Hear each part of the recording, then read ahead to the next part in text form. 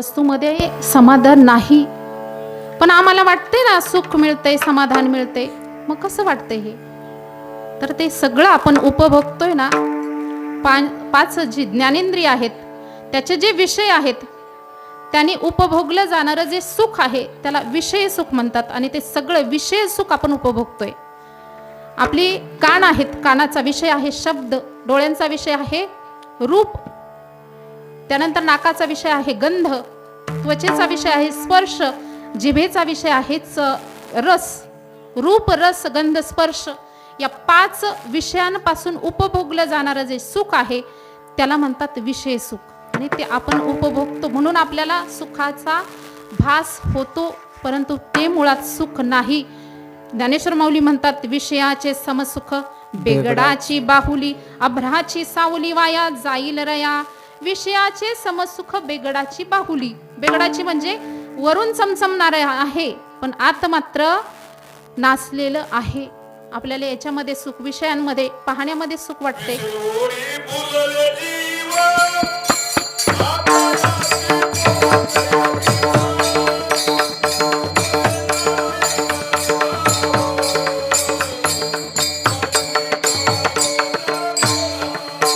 विषय ओढी भुलले जागा, आता ओढी करील किवा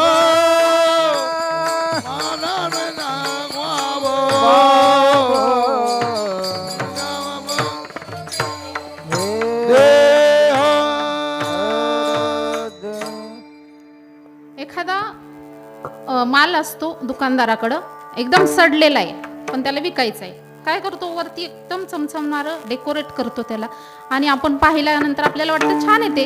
आपण घरी आणतो, उलगडून पाहिल्यानंतर आपल्याला कळते की सगळं सडलेला माल आहे. तसं विषयाचे समसुख बेगडाची बाहुली. आपण जे विषय सेवन करतो, समजा जिभेचा विषय आहे रस, आपल्याला भूक लागली, आपण जेवतोय, पोट भरलं, ठीक आहे, परंतु आपल्याला खूप छान लागते, चांगलं झालंय, खा खा खा. काय झालं?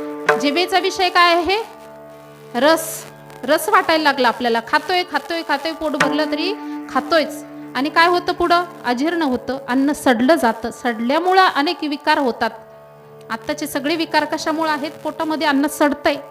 मग तुम्ही सांगा, सुरुवातीला आपल्याला खायला गोड लागले, परंतु पुढे जाऊन ते कसं नासलेलं, म्हणजे आपलं अन्न पोटात गेल्यानंतर आपलं पूर्णपणे ते दुःखरूप आहे. म्हणून विषय भोगी जे सुख, सात्यंताची जाण दुःख परी काय की जे मूर्ख, न सेविता न सरे. ज्ञानेश्वर माऊली म्हणतात, पण काय करावं, विषयामध्ये सुख वाटतंय पण हे खरं सुख नाही. अभ्राची सावली आहे. जसं आकाशामध्ये उन्हात आपण चाललोय, अचानक एखादा ढग येतो, आपल्याला वाटतं सावली आली, पण ती टिकत नाही, पटकन पुढे निघून जाते. तसं विषयाचं सुख आहे. त्याच्यात मुळात विषय सुख हे सुखच नाही. बरं ठीक आहे, आता आपण आतापर्यंत काय पाहिलं? सुख कशातच नाही. विषय सुख म्हणजे सुखच नाही, आणि त्याच्यात काही समाधानही नाही. मग सुख आहे तरी कुठं? हे तरी आम्हाला कळावं ना, बरोबर ना? आपल्याला कळावं ना सुख कुठं आहे. मग ज्ञानेश्वर माऊली सांगतायत आपल्याला, किंबहुना स्वयी जीव आत्मयाची लाहे, तेथ जे होय तया नाम सुख. अहो, किंबहुना स्वयं जीव आत्मयाची लाहे. आपल्याच अंतःकरणामध्ये तो अंतरंगात असणारा परमात्म्याची, आपण त्याचे अंश आहोत याची अनुभूती येणे, जीवाच्या ठिकाणी आत्मस्वरूपाची प्रतीती येणे म्हणजे सुख आहे. विठ्ठल विठ्ठल विठ्ठल विठ्ठल विठ्ठल विठ्ठल. एक राजाची राणी असते आणि बागेमध्ये फिरत असते. सकाळची वेळ, सकाळच्या वेळेत ती बागेमध्ये फिरत असताना तिच्या गळ्यामध्ये एक खड्यांचा हार असतो. त्याच्यामध्ये रंगीत खडे असतात, लाल रंगाचे, पांढऱ्या रंगाचे, असे वेगवेगळे खड्यांचा हार घातलेला असतो आणि ती फिरत असते. अचानक काय होतं, वरून एक मांस खाणारा पक्षी असतो वरून चाललेला. त्याने पाहिलं, त्याला ते लाल खड्यांचं जे पाहिलं त्याला वाटलं मांस आहे, म्हणून त्याने झेप घेतली, तिचा हार तोडला आणि लांब निघून गेला. राजाकडे बातमी कळली. राजाने शिपाई पाठवले, जा शोधा तो पक्षी, ज्या दिशेने गेलाय त्या दिशेने पाठवले शिपायांना. आणि मग शिपाई गेल्यानंतर बराच वेळ त्यांनी शोध केला, काही सापडे ना हार. आणि मग दुपार झाली, मग एका शिपायाला तो हार दिसला, त्या राणीचा तो हार दिसला. आणि कुठं दिसला तर नदीमध्ये पडलेला होता, पाण्यामध्ये पडलेला होता.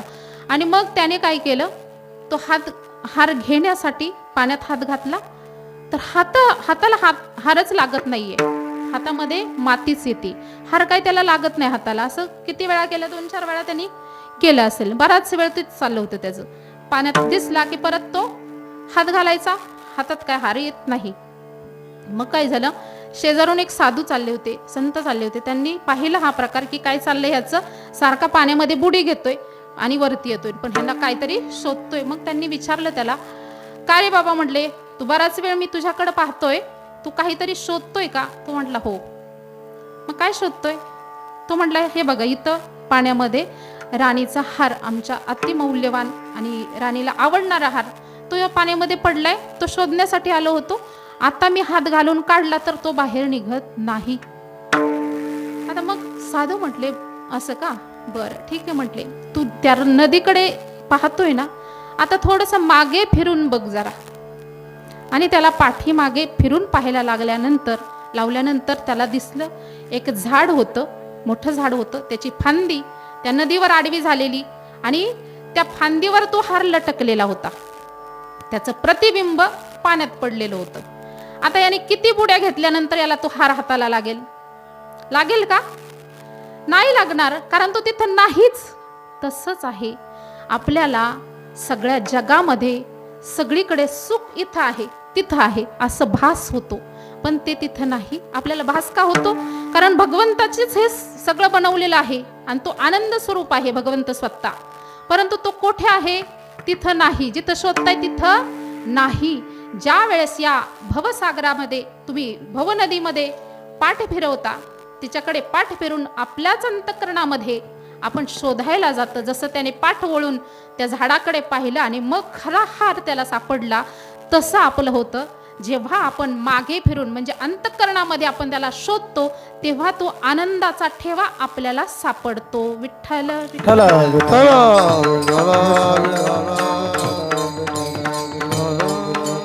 म्हणजेच तो आपल्याच अंतःकरणामध्ये आहे.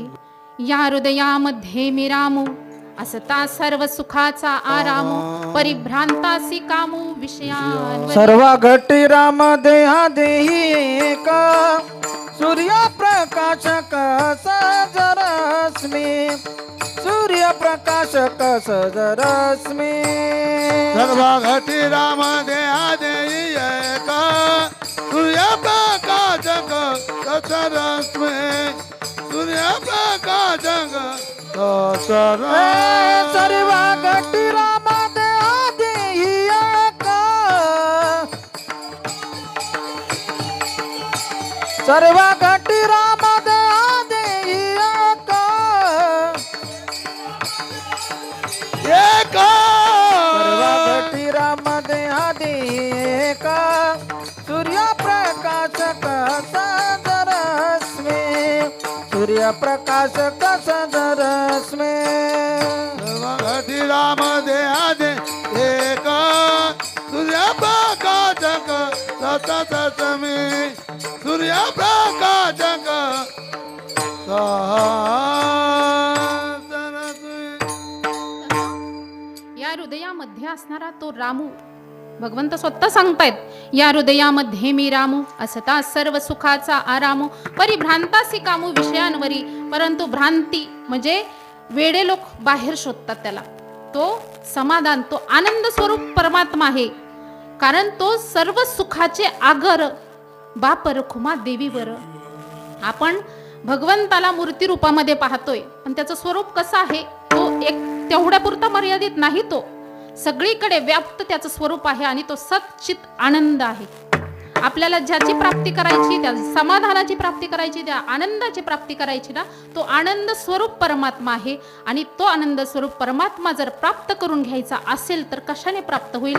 अभंगाचं प्रथम. सदा नाम घोष करू हरी कथा, सदा नाम घोष करू हरी कथा, सदा नाम घोष करू हरी कथा सदा नाम घोष करू हरी कथा सदा नाम घोष करू हरी कथा सदा नाम घोष करू हरी कथा सदा नाम घोष करू हरी कथा सदा नाम घोष करू हरी कथा सदा नाम घोष सदा नाम घोष करू हरी कथा सदा नाम घोष करू हरी कथा सदा नाम घोष करू हरी कथा सदा नाम घोष करू हरी कथा सदा नाम घोष करू हरी कथा सदा नाम घोष करू हरी कथा सदा नाम घोष सदा नाम कथा सदा नाम घोष करू हरी कथा तेने सदा चित्ता समाधान तेने सदा चित्ता समाधान तेने सदा चित्ता समाधान तेने सदा चित्ता समाधान तेने सदा चित्ता समाधान तेने सदा चित्ता समाधान सदा चित्ता समाधान तेने सदा चित्ता समाधान सर्व सुख लालो सर्व अलंकार सर्व सुख लालो सर्व अलंकार सर्व सुख लालो सर्व अलंकार सर्व सुख लालो सर्व अलंकार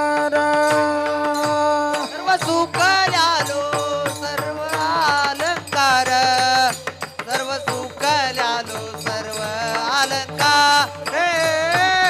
सर्व सुख लालो सर्व अलंकार सर्व सुख लालो सर्व अलंकार सदा नाम घोष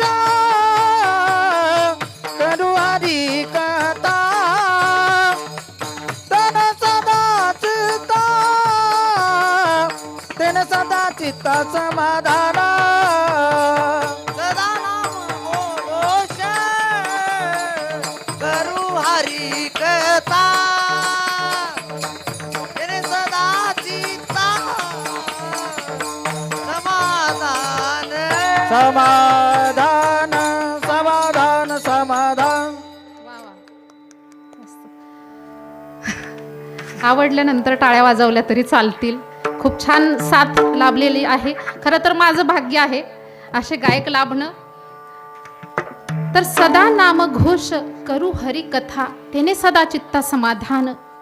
समाधान पाहिजे असेल तर काय करावं लागेल? सदा नाम घोष करावा लागेल. तुकाराम महाराज आपल्याला सांगतायत आणि हरी कथा करावी लागेल. आता सदा नाम घोष का करायचा? असं नामामध्ये काय आहे मग? बरोबर ना, आपल्या मनामध्ये विचार येऊ शकतो की मग नामच का घ्यायचं? भगवंताचं नाम घेतल्याने नेमकं काय होतं? तर समाधान प्राप्त होतं. आणि नामानेच का होतं? तर नाम नामीचा अभेद संबंध आहे असं व्याकरणामध्ये सांगितलं जातं. नामनामीचं म्हणजे आता समजा एखादी वस्तू आहे, माझ्याकडे इकडे हातामध्ये वस्तू आहे आणि त्याला नाव ठेवलं आहे, ते इकडे आहे, म्हणजे हे नाम, ही नामी आणि हे नाम. नाम आणि नामीचा अभेद संबंध असतो. अभेद संबंध म्हणजे काही फरक नसतो. जो नामाने परिणाम होतो तोच नामीने होतो. फक्त व्यवहारामधल्या जेवढ्या गोष्टी आहेत त्या सगळ्या, या संबंध जो आहे नामनामीचा, तो जरा आवृत आहे. आवृत म्हणजे त्याच्यावर झाकण आहे. परंतु भगवंताचं नाम आणि स्वतः भगवंत याच्यात काहीच फरक नाही. म्हणजे जसं नाम तसंच भगवंत आहे. म्हणून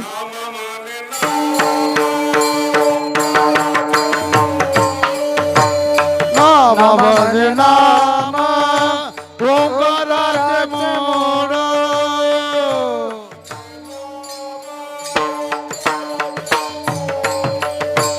नाम म्हणे नाम ओंकाराचे मूळ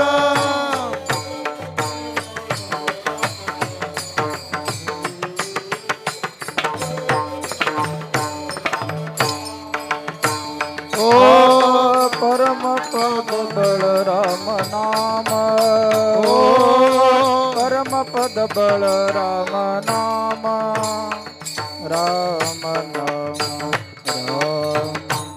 परब्रह्म केवळ नाम. नामनामेचा अभेद संबंध असतो. फक्त व्यवहारातले नामनामे संबंध आवृत आहेत आणि परमात्मा आणि परमात्म्याचं नाम याच्यामध्ये कसलंही पडदा नाही. म्हणून नामदेव महाराज म्हणतात, नाम तेचे रूप, रूप तेचे नाम, नाम रूपा भिन्न नाही नाही, नाम रूपा भिन्न नाही नाही, नाम रूपा भिन्न नाही नाही. नाम तेचे रूप रूप तेचे नाम नाम रूप बिना नाही नाही नाम रूप नाही नाही नाम रूप भिन्न नाही नाही नाही नाही. नाम तेची रूप, रूप तेची नाम, नाम रूपा भिन्न नाही नाही. परमात्मा आणि परमात्म्याच्या नामामध्ये अजिबात भेद नाही. जो परमात्म्याने परिणाम म्हणजे वस्तूने जो परिणाम होतो त्याच्या नामाने तोच परिणाम होतो. म्हणजेच काय, तीच अभेद संबंध. फक्त वस्तू आपल्या व्यवहारातल्या थोड्या वस्तू बघा. आता समजा साखर आहे. साखर माहिती आहे सगळ्यांना. साखर कशी असते? गोड असते. हा, गुणधर्माने गोड असते. परंतु साखर हे नाम आपण घेतल्यानंतर आपल्या डोळ्यासमोर काय येतं बरं सांगा आता तुम्ही? पांढरी असते, खडे खडे असतात. हा, आपल्या डोळ्यासमोर काय आलं? ती पांढरी असते, खडे खडे असतात. सगळं वर्णन त्याचं डोळ्यासमोर आठवते आपल्याला. परंतु आपण साखर साखर म्हटल्यानंतर आपल्याला तो परिणाम जाणवला का जिभेला? गोड लागली का? नाही लागली. म्हणजे नाम घेतल्याबरोबर आपल्याला साखर आठवते. म्हणून अभेद संबंध आहे. पण कसा आहे? आवृत आहे. त्याचा परिणाम लगेच आपल्याला दिसत नाही. जिभेला गोड लागत नाही. अग्नी शब्द उच्चारा. अग्नी अग्नी म्हटलं तरी आपल्या जिभेला भाजत नाही. आपल्या डोळ्यासमोर येतं फक्त आग लागलेली, समजा दिवा आला किंवा चुलीमध्ये जाळ चाललाय, असा अग्नी शब्द उच्चारला की तो आठव होतो आपल्याला. फक्त त्याचा परिणाम आपल्याला दिसत नाही. कारण व्यवहारातली हे वस्तू आहेत, शब्द आहेत. नाम नामीचा संबंध आवृत आहे. आवृत कळलं म्हणजे त्याच्यावर आवरण आहे. त्याचा पूर्ण परिणाम आपल्याला दिसत नाही. परंतु एखादी वस्तू बघा. आता समजा दुसरा पदार्थ घेऊ, चिंच. चिंच कोणाकोणाला आवडते? थोडं चिंच चिंच म्हणा म्हणल्यानंतर असा परिणाम होतो की तोंडाला पाणी सुटतं. ज्यांना आवडते त्यांना. लिंबू म्हटलं, ज्यांना लिंबू आवडते त्यांनाही तसंच होतं. म्हणजे परिणाम जाणवला, पण किती जाणवला? आंबट तोंड पडलं नाही. परंतु नाम घेतल्याबरोबर परिणाम मात्र झालेला आहे. तसं ज्ञानदेव पूषे निवृत्तीची चाड तसा गगनाहून वाड नाम आहे. ज्ञानदेव पूषे निवृत्तीची चाड. नाम नामेचा अभेद संबंध चाललेला आहे. गगनाहुनी वाड नाम आहे ते तर आहेच. परंतु आपल्याला नाम घ्यायचे, नाम घोष करायचा. मग का करायचं ह्याच्याबद्दल आपली चर्चा चाललेली आहे. तर चिंच म्हटल्यानंतर तोंडाला पाणी सुटतं. फक्त आंबटपणा मात्र येत नाही. म्हणजे परिणाम दिसलाय. म्हणजे ह्याच्यावरून आपल्या लक्षात येतं की नाम घेतल्याबरोबर परिणाम दिसतोय. पण व्यवहारातले नाम नामे संबंध आवृत आहे. भगवंताचं नाम घेतल्याबरोबर आनंद आपल्याला प्राप्त होतोच. म्हणून सगळ्यांनी एकदा नाम घ्या. विठ्ठल विठ्ठल विठ्ठल विठ्ठल हरी विठ्ठल. श्री ज्ञानदेव तुकाराम पंढरीनाथ भगवान की, भैरवनाथ भगवान की जय. विठ्ठला विठ्ठला विठ्ठला विठाला विठाला विठाला विठाला. म्हणून तर ज्ञानेश्वर माऊली सांगतायत की मी नाम आठविता रूपी प्रगट पै झाला, सोनियाचा दिवस आजी अमृते पाहिला, सोनियाचा दिवस आजी अमृते पाहिला. नाम आठविता रूपी प्रगट पै झाला. भगवंत प्रकट नामामध्येच प्रकट आहे. तुम्ही नाम घेतल्याबरोबर तुमच्या अंतःकरणामध्ये तो प्रकट होतोच.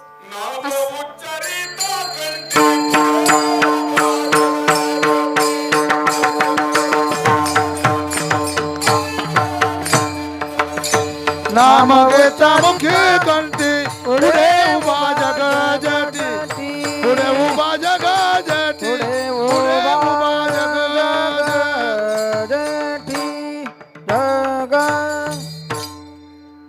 तसं नामाचा परिणाम आपल्याला दिसून येतो की आपल्या चित्तामध्ये त्याने आनंद प्राप्त होतो आणि समाधान प्राप्त होतं नामाने. तसंच तुकाराम महाराज सांगतात हरिकथेने सुद्धा आपल्या चित्ताला समाधान प्राप्त होतं.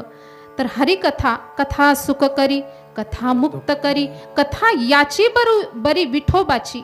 भगवंताची कथा ऐकल्याने, कथा केल्याने सुद्धा आपल्या चित्ताला समाधान प्राप्त होतं. विठ्ठल विठ्ठल विठ्ठल विठ्ठल.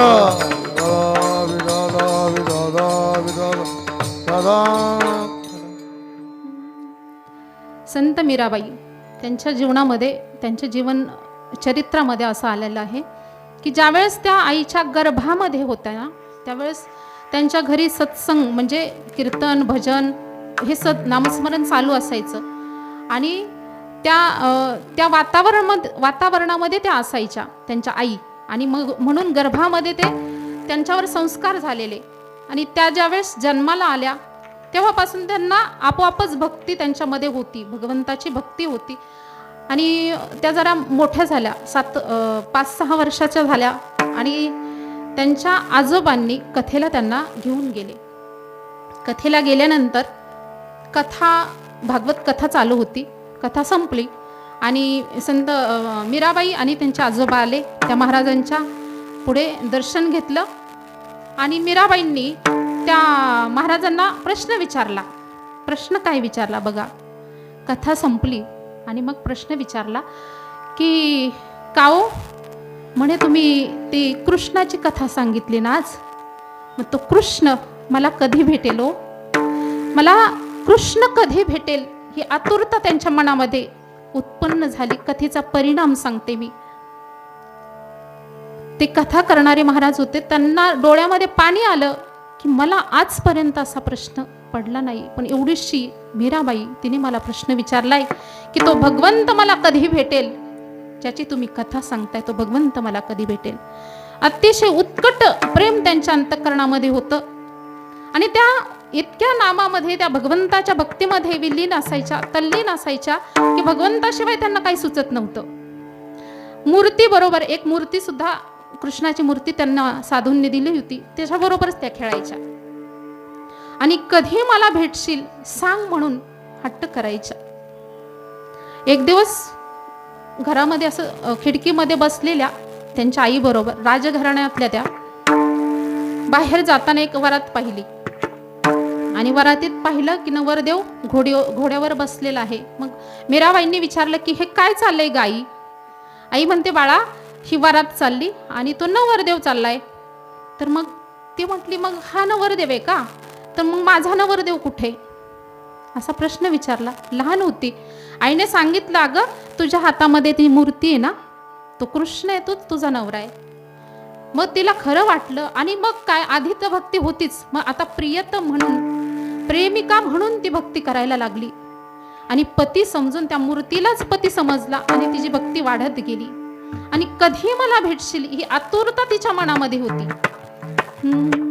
हे मुरलीधर हे दामोदर कृष्णा मुरारी हे नटनारी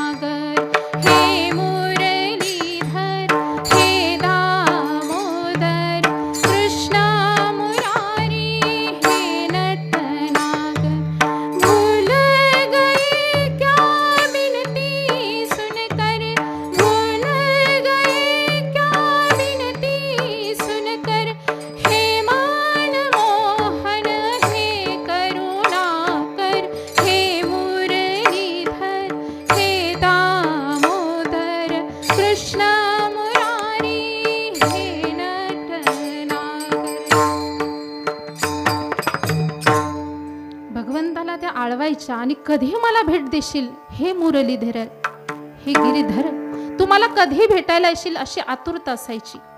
पुढे त्या मोठ्या होतात, लग्नाचं वय होतं, लग्नाचा विषय निघला की म्हणतात आधीच माझा पती आहे आणि माझं का लग्न लावताय तुम्ही.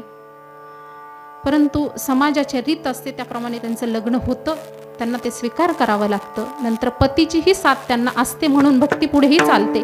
त्यांना एक त्यांच्या पतींनी मंदिर बनवून दिलं होतं राजवाड्यामध्येच.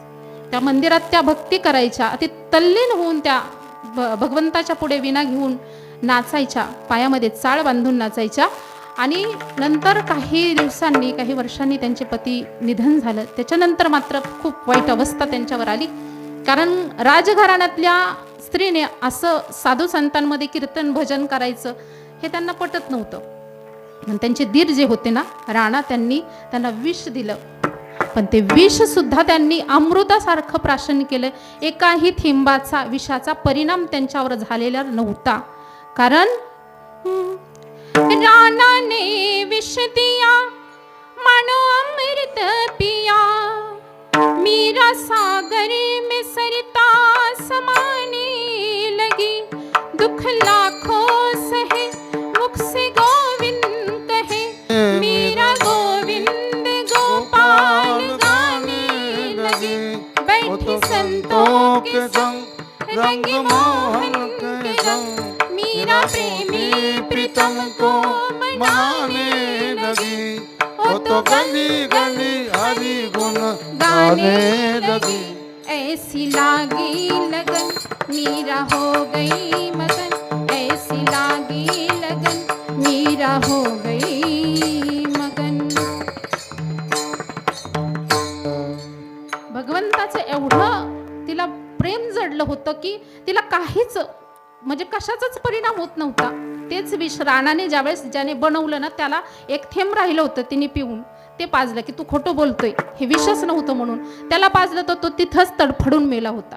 इतकं जहाल विष, एकदा नाही अनेक वेळा तिला पाजलं होतं.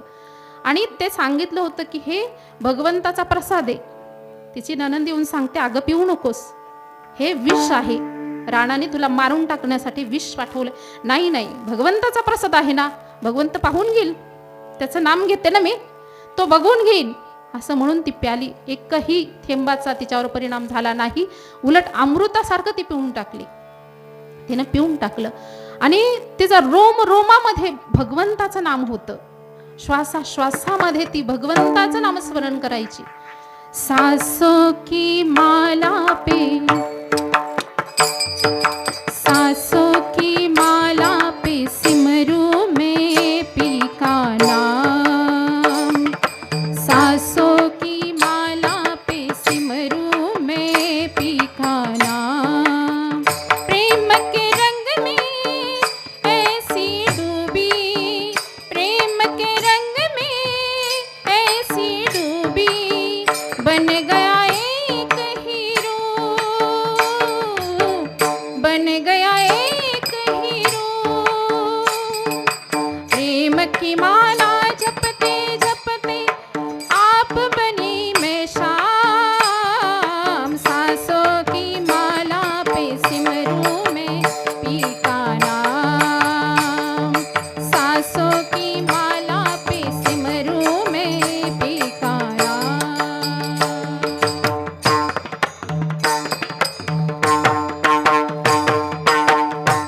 सासों की माला पे सिमरू में पी का नाम. बाकी कशाचंच भान नव्हतं तिला. आणि ती म्हणायची माझ्या सद्गुरूंनी मला ते रामनाम अनमोल अशी वस्तू मला दिली. आणि पायामध्ये चाळ बांधायची, विणा घ्यायची, बेधुंद होऊन नाचायची. पायो जी मैंने राम रतन धन पायो, पायो जी मैंने राम रतन धन पायो, पायो जी मैंने राम रतन, मैंने राम रतन धन पायो, पायो जी मैंने राम रतन धन पायो. वस्तु अमोलिक दी मेरे सतगुरु, वस्तु अमोलिक दी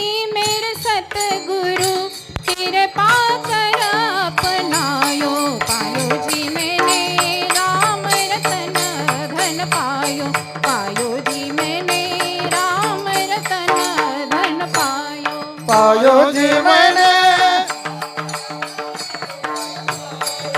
पायोजी मैंने राम रतन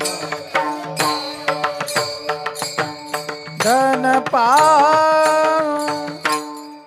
भगवंताचं नामस्मरण करत करतच त्या भगवंताच्या रूपामध्ये ती विलीन झाली. असा हा कथेचा परिणाम आहे. कथा सुख करी, कथा मुक्त करी, कथा याची बरी, विठोबाची, विठ्ठल विठ्ठल. विठ्ठल विठ्ठल